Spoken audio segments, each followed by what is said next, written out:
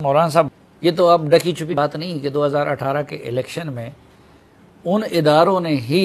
جن کو اب مسٹر ایکس اور مسٹر وائی کہتے ہیں، اسی مسٹر ایکس اور مسٹر وائی نے ان کی پارٹی میں لوگوں کو بھی شامل کرایا، ان کے لیے RTS فیل کروایا، ان کے لیے پولنگ ایجنٹوں کو نکالا، تو پھر وہ یہ کام کیوں کر رہے تھے؟ مجھے احساس ہے اس بات کا کہ آپ نے سوال کر لیا تو مجھے اس پر بات کرنی پڑ گئی، ورنہ ہم اب اس کی تلافی کی طرف جا رہے ہیں، اور اگر ادارے بھی اس کی تلافی کی طرف جاتے ہیں اور ان کو احساس ہو جاتا ہے کہ ہاں ہم سے اگر کوئی ایسی بھول چوک ہوئی ہے یا ہم نے کوئی بین الاقوامی دباؤ کے تحت ایسے کام کیے ہیں جس کو میری قوم نے قبول نہیں کیا، عوام نے قبول نہیں کیا، اور اس کی تلافی کی طرف آتے ہیں، تو میں نے پہلے دن بھی یہ کہا تھا موسٹ ویلکم، ہمیں اس پہ کوئی اعتراض نہیں ہے۔ تو اب وہ کہتے ہیں کہ جی اس ادارے کو تنازع سے بچانے کے لیے اتفاق رائے سے نئے آرمی چیف کا تعین ہونا چاہیے، اور وہ کہتے ہیں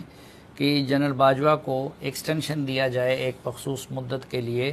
اور اس کے بعد جو فری اینڈ فیئر الیکشن ہو وہ نئی حکومت اس کا انتخاب کریں۔ تو آپ جنرل باجوہ کو ایکسٹینشن کے حق میں ہیں؟ دیکھیے، عمران خان جب اگر وہ وزیر اعظم تھا، جعلی تھا یا جو کچھ بھی تھا، تو اس نے کس سے پوچھا؟ اس نے اپنی کیبنٹ سے پوچھا، اپنی پارلیمنٹ سے پوچھا، کسی ایک سے مشورہ کیا؟ تبھی تو ڈرافٹ غلط، اس نے نوٹیفیکیشن کا ڈرافٹ غلط تیار کیا، تبھی تو معاملہ الجھ گیا تھا 2-4 روز تک اس کو ٹھیک کرتے کرتے، یہاں تک کہ عدالت نے کہا قانون بناؤ، اور پھر قانون سازی کی طرف معاملہ چلا گیا۔ یہ ساری چیزیں اس نے کی اپنی ذاتی رائے اور فیصلے کی بنیاد پر، کہ وہ اپنی کابینہ کو بھی اعتماد میں لینے کے لیے تیار نہیں ہے۔ آج نئی حکومت آ گئی، وہ ہوتا کون ہے ہمیں ڈائریکشن دینے والا؟ اس کا حق کیا بنتا ہے؟ اس کے اوقات کیا ہیں کہ وہ ہمیں کہتا ہے کہ آپ یوں کریں یا یوں کریں؟ جو بھی فیصلہ ہوگا آئین کے مطابق ہوگا، جو بھی فیصلہ ہوگا میرٹ پہ ہوگا، جو بھی فیصلہ ہوگا جس منصب کو اس کا اختیار حاصل ہے وہی فیصلہ کرے گا۔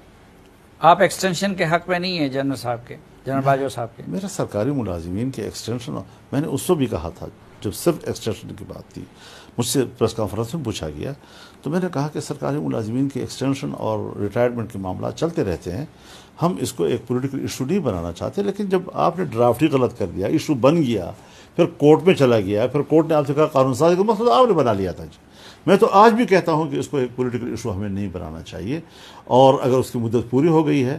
تو یہ پرائم منسٹر کا اختیار ہے کہ اس کو جانے دیتے ہیں، یا اس کا اختیار ہے کہ اگر ضرورت ہے تو وہ لیکن اس وقت وہ کہتے ہیں میں ایک پاپولر لیڈر ہوں، پنجاب میں میری حکومت ہے، KP میں میری حکومت ہے، آزاد کشمیر گلگت بلتستان میں میری حکومت ہے، تو ان کی رائے ضروری ٹھیک ہے۔ نہیں؟ یہ سب آفٹر شاکس ہیں، جب زلزلہ آتا ہے تو 2018 کے انتخابی نتائج کے شاکس ہیں جو ابھی قوم کو دھچکے مل رہے ہیں، کہ اس کے ابھی تک ہم بھگت رہے ہیں، KP میں بھی اور پنجاب میں بھی اور گلگت بلتستان میں بھی، بلکہ کشمیر میں بھی۔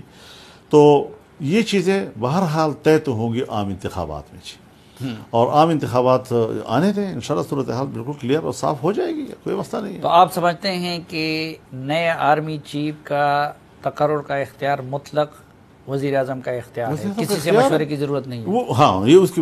اس کی بھلائی ہوگی کہ ہر کام مشورے سے ہو تو اس میں برکت ہوتی ہے، وہ کیبنٹ سے پوچھ سکتا ہے، لیکن اختیار وزیر اعظم کا ہے۔ آئین دیتا ہے، میں تو نہیں دے رہا۔ آپ کیا سجیسٹ کرتے ہیں کہ کس بنیاد پہ کریں؟ میں نے آج تک اس میں دلچسپی نہیں لی، سینیارٹی پہ کریں، کسی اور میں نے نہ وہ رولز پڑھے ہیں نہ وہ قوانین پڑھے ہیں، لیکن جو بھی آئین اور قانون کا تقاضا ہے اس کو پورا کیا جائے، بس اس پہ میں